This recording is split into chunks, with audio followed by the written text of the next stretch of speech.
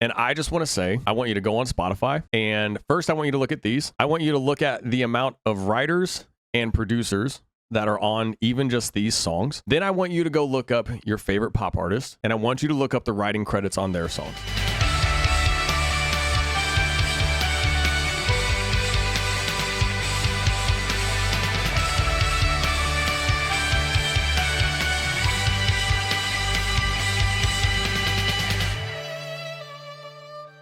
1 second. City of Sound will be playing our last show of the year on December 2nd in Los Angeles. So for anybody who's in the Los Angeles or Southern California area, please come help us sell it out. We have some huge players coming to see us perform, and we need to pack this place out like crazy. For anyone who's been to any of our shows over the past year, 2 years, you have seen how much fun the shows are, our performances on stage. I'm going to put the ticket link in the description and a pinned comment below. Also, our brand new song Scars just released on Spotify. Thank you to everyone who has been streaming and listening to it.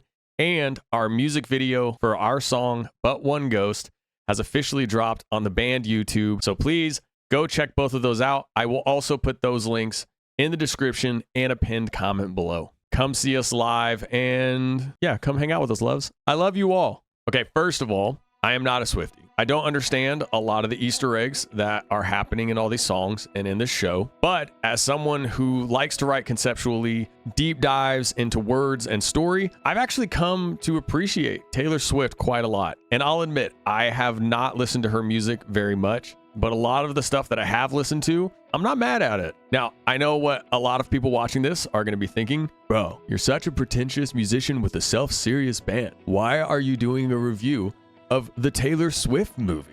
Look, as many of you know, I study live performances constantly. I am always trying to elevate our shows and my personal performances at every one of our concerts. So it actually made perfect sense for me to go see this movie. For me, it was a case study. 1, I knew I could learn something. And 2, I just wanted to come take notes on everything that she did and how she designed her whole production. And also, like, she's obviously doing something right that connects with people.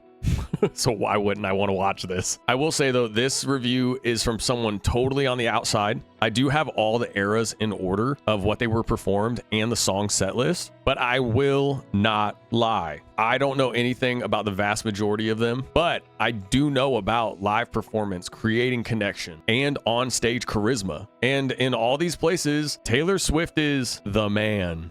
Okay, that may have been a little bit of a kiss-ass joke. Sorry. The Taylor Swift Eras Tour movie included a 40-song set list. It was nearly 3 hours long. Look, all I'm going to say, if I had to sing our songs for 3 hours, I wouldn't have a voice for like 2 months. So even that just in itself is so incredibly impressive. But I want to break down a few things real quick. First, I want to talk about her live band. They were super locked in. Even they were engaging with the crowd. She even showed love to every one of her band members, which was really beautiful to see. And they all seemed to genuinely enjoy themselves, even singing her songs while she was singing them. The band had seamless transitions. Sometimes you barely even knew that there was a transition into another song. It was so clean. And last thing I'll say is I really genuinely love how the band was also allowed to engage with the crowd, was also allowed to perform themselves, but never taking the attention off of the whole show, but just simply adding to it. The backup singers were awesome. They did great. I loved how they also had like engagement with Taylor Swift during the performances. They all held their own. They sounded incredible. Their vocals sounded great. The mixing was great on all the backup vocals, which I really appreciated. If you are a backup vocalist for the Taylor Swift era, you were crushing it. The dancers were super fun. I had a lot of fun watching the dancers. I even laughed a couple times while I was sitting there. And look, I'm going to tell you, I had no idea what to expect when I was walking into that theater. I genuinely didn't. I had no idea what to expect. The dancers became a really fun part of the show. They were smiling. They were having a good time. You could tell that they know Taylor Swift, that there is a relationship there. You could tell that there was a connection. You could tell that they appreciated each other, that they actually liked each other, which might surprise you, but a lot of people in the entertainment industry do not. And so just shout out to the dancers because they really made it very fun, especially with the size of the stage, which I'm about to get to in a second. But I really loved just the dancers. Look, I don't know anything about choreography. It was just fun. It was fun. Like I had a good time just watching them move around, and they seemed like they were having fun too. Stage production was absolutely insane. One of the things I actually took a note away from, the way the stage was utilized. First of all, the stage was enormous. But one of the things I loved is that the stage was used almost like a giant LED light. There was an awesome part where the dancers were riding around on almost like Tron bikes, and you could see like what their tire marks leaving almost like an LED trail. There was a moment during, I can't remember what the song was, but there was like lightning stripes wherever Taylor Swift was stepping, and it was really cool. And you could even tell like it was adding so much emotion, and just like even for the people way up into the rafters, like it gave them something to look at that was like visually telling the story, establishing a narrative through each era. Stage production was so good. I mean, like mind-blowingly good. I was very, very impressed. Also, I just want to say something too. Ever since this tour started, I have seen on Twitter so much crazy hate about the tour, about Taylor Swift, all these things. And I just want to say, I want you to go on Spotify. And first, I want you to look at these. I want you to look at the amount of writers and producers that are on even just these songs. Then I want you to go look up your favorite pop artist, and I want you to look up the writing credits on their songs. That's all I'm going to say about that. Just felt like that was kind of a point to prove about some things. My biggest disappointment is that Wildest Dreams was not in the movie.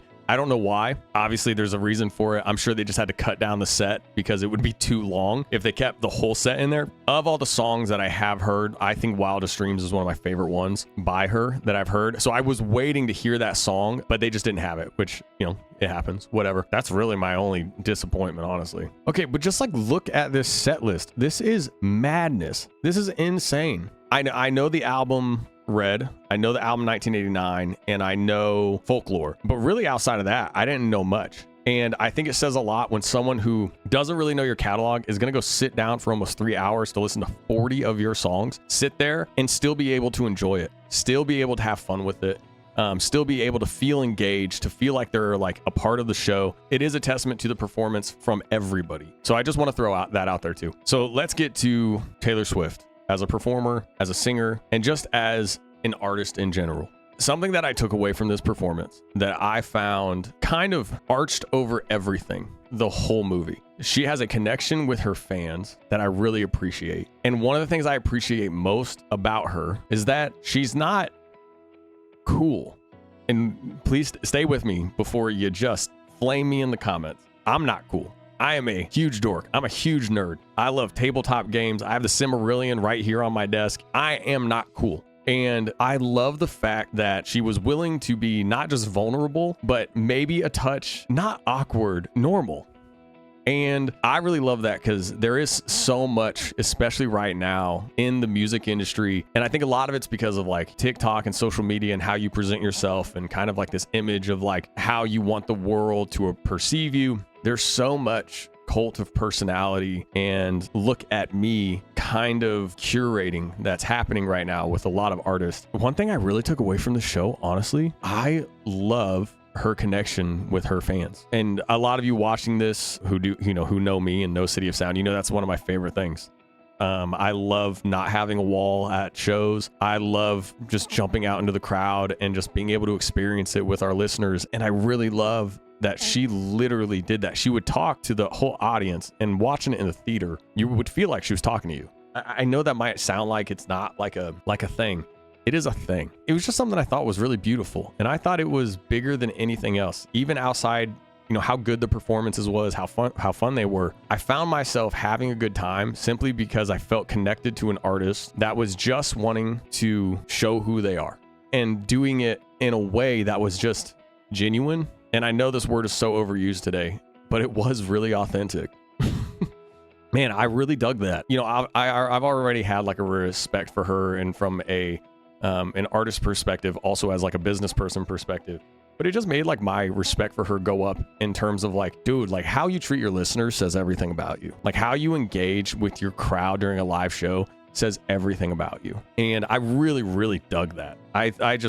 That part really sat with me. I think it's because of something that I'm like very, very passionate about. And I just love that she did not treat it as if the crowd was showing up for her. She treated it as if she was showing up for her crowd. And I really, really appreciated that. So just to like put that out there, I know I spent a lot of time on it, but honestly, like that is what makes a concert truly memorable. It's that connection. It's that emotion. It's like you actually feel like you're friends. I was very impressed by that. She dropped F-bombs. It was awesome. I had no idea that was going to happen. I was literally sitting there in the theater and like in my head, you know, like I swear a lot at our shows, but not in an angry way. Mine is, I call it positive profanity. It's aggressive love. You know, I didn't know how edgy she was. I didn't know how it's going to be. Dude, all of a sudden in a couple songs, she was like hard dropping like F-bombs and it was dope. It like kind of hit me a little bit. And I was a little bit like, oh, okay. I loved that because it just added like a little bit extra of like a oomph. And it was kind of cool. It's like these little like flexy moments that I really appreciated. Also, I don't know who Bad Blood is about, but that song's awesome. Bad Blood goes off so hard live. I love that song. I've listened to it like 4 times since I saw it 2 days ago. That song is awesome. I don't believe she played them in order, but it was really, really cool just to kind of see, dude, like she had a different mic. She had completely different wardrobe changes that were going on. Everything matched the aesthetic of whatever era she was in, every little detail, even to the shoes. And it was really awesome. Like I appreciate any artist that you can tell they are directly involved with production. They are directly involved with the story. They are directly involved with the narrative that's being set. So that was just like really impressive. It went into like Evermore, Reputation, Speak Now, Red, Folklore, which actually is one of my favorites. I really like Folklore. I've been kind of diving into it. I genuinely dig it. Maybe it's because I love going into the woods. I don't know. And then 1989. And then there were some other songs that I just didn't know. And then Into Midnights, which I believe is her most recent album. My favorite, look, I'm kind of a dork. 1989 just has bangers. Every song that she did from that era literally just slammed so hard in that stadium. It was awesome. It was awesome. So like 1989 was probably my favorite, but Midnights, there's a song called Vigilante Shit. And I was like, yeah, man, I'm on my vigilante shit. Like it was awesome. She did a strip set, like an acoustic set for a moment. And it was just awesome because again, it was just like so genuine. And it was just really like, is quirky the right word? I don't know if quirky is the right word. It's just human. It was human. That whole segment, it just felt human. And I think that's what I appreciated about it. There was never like a look at me. It was always like, felt like constant callbacks to the crowd and the crowd understood. I didn't understand, but I felt like I understood. So I don't know what to make of that. Maybe I am becoming a Swiftie. I don't really know. All in all, I would say I had a lot of fun just watching this concert and just taking it in as someone like who is a lead singer. I took a lot of notes. I think it really reinstilled in me that we're going to keep doing it this way. Like this idea of like making the show about connecting with the crowd instead of like spectacle and like making it a look at me. I think it more just like reinstilled in me that like we're doing it right. We're doing it the way that you're supposed to. I really appreciated that coming from literally the biggest music artist in the world. Honestly, another note that I took too, take a breath between songs. I have kind of this habit of like, I'll just go boom, boom, boom, boom, boom. And like all of a sudden, like I'm super out of breath and I'm sweating like crazy. It's okay to take like 30 seconds to a minute between a song, look at the crowd and like say hi, look at people and smile and connect and just like have that moment. And people actually have a lot of fun with it. So that was another note I took. And then honestly, the final note that I took was absolutely fuck what everyone is saying that you're doing it wrong. I started doing a deep dive into like a lot of articles changing her genres and all kinds of things and how all these things were going to like mark the end of like her career and like this is the wrong move and everything. I can relate to that really deeply. Man, it just reminded me, fuck everyone in the industry that's telling us that we have to do it a certain way and we have to write songs about this or that and we have to have a certain sound. It just really reminded me that it's not about doing it the right way. It's just about making your way. And I really, really appreciated that. All in all, I would say the concert is awesome. It's bigger than life, and yet it feels completely human. And that's something that I really appreciated about it. And honestly, like as someone coming from the outside who hasn't really ever like truly leaned in and like listened to Taylor Swift, she's a great artist, man. I know obviously she's the biggest artist in the world, but I mean in terms of like, even for someone like me, who's a little bit pretentious, writing long songs and blah, blah, blah, blah. She's great. Go watch it. People on the outside, if you appreciate an artist that does really big deep dives into their concepts, into their songwriting, takes part directly in their music and in their production and the story that's being told, has a direct connection with their fan base that they actually see as one of their most vital aspects of their artistry, go watch it. It's an experience. It's really beautiful. So that's it. I love you guys. Those scars in myself, where the pieces will